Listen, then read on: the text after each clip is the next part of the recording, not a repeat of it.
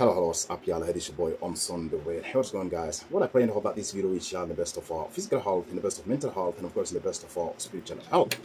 In this video today, I want to share with you guys the sad story of this Malian guy. A Malian guy who goes by the name Dauda Sangare, and he was 30 years of age, 30 years old. And he lived in the Italian town of Montese with his wife. So Dauda Sangare have lived here in Italy for some years, around 10 years, according to some sources. He spent like 10 years here in Italy. A few months ago, Dauda Sangare somehow got in touch with a woman in the Ivory Coast. Dauda Sangare traveled all the way from here to the Ivory Coast to go and meet the girl. He married the girl, and upon his return here in Italy, precisely in Montese, he started like a family reunification procedure to try to bring his wife to join him here in Italy, and he successfully did so. He was granted the reunification visa of him and his wife. So his wife came here just like 1 month and 10 days ago, like some 40 days ago.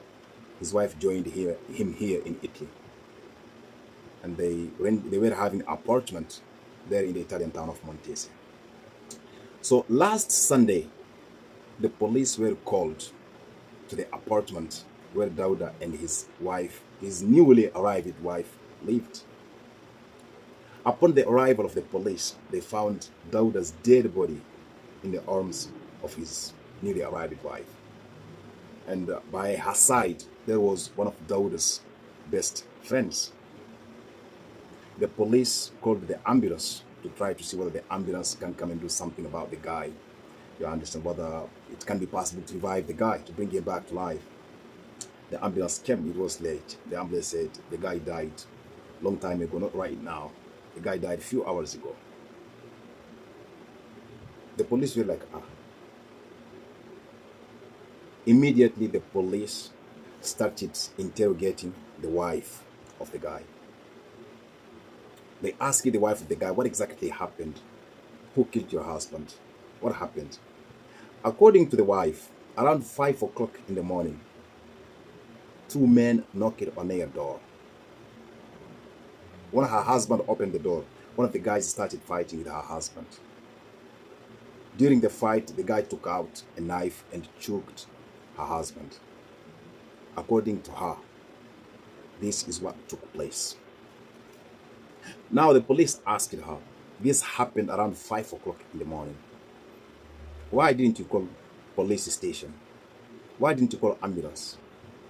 Why did you choose to stay here alone with your wounded husband or your dead husband? Why? The women said, because I didn't speak Italian, I didn't know what to do. I just arrived here some 40 days ago. I don't know any Italian language. I don't know how to call police. I don't know how to do anything. She said, that's why I called the best friend of my husband, who is sitting right next to me here. Now, immediately, she and the best friend of her husband become the primary suspects in the death of her husband. The Carabinieri took them to the police station. This picture right here is the moment the Carabinieri came to pick up. The Carabinieri were called to the apartment, and in this picture they are taking away the wife of the deceased man to the police station, or to the Carabinieri station, for more questioning, for a deeper interrogation into the situation. So as I'm making this video right now, the woman and also the best friend of the guy are still in custody on suspicion of the unaliving of the husband of the women. According to some other Italian sources from Montese there, they said the Carabinieri have yesterday carried out another arrest linked to the death of this man. Ucciso a coltellate dopo aver aperto la porta. Dauda Sangare, 30 anni, cittadino ivoriano, è stato ucciso nella sua casa a Montese, nel Modenese. Un uomo è stato fermato. Le indagini continuano. Honestly, it's a very, very complicated situation. A woman who just arrived in Italy 40 days ago What would cause these women to do such thing to the men who went to marry her in Africa, take good care of her, did all her paperwork and brought her here in Italy? What would have happened between the two for the women to do such thing to the husband? To me personally, as a former agent, I've worked as an agent for a few years. You understand? So I understand these situations very, very well. I can look at some situations and give some accurate answers to some questions regarding that situation. To me, there are two possible scenarios, or three possible scenarios. I can say two possible scenarios. The first possible scenario, to me, I'm talking about, to me, what I believe. A quarrel or some misunderstanding took place between the man and his wife, his newly arrived wife. They fought. The women took knife and finished the guy. That's the first scenario, according to me. The second possible scenario is that the guy had gone somewhere. He came back to his place around 5 o'clock in the morning. Upon his arrival, he surprised his wife and his friend that was with the wife inside the house. He surprised the two together there. A fight broke out between him and the guy. The guy might have taken a knife and finished him. But then again, what the women said, I still consider that as well. You might have had some beef or some problem with some people, like the women said. 5 o'clock in the morning, they knocked at the door and they decided to finish him. They came with a knife and they decided to finish him. It's very possible. But for me, that scenario, I kind of adapt it to some extent. I don't want to directly suspect the women or accuse her of partaking in the elimination of her husband. But we have to put aside emotions and operate logically, through logic, through reasoning.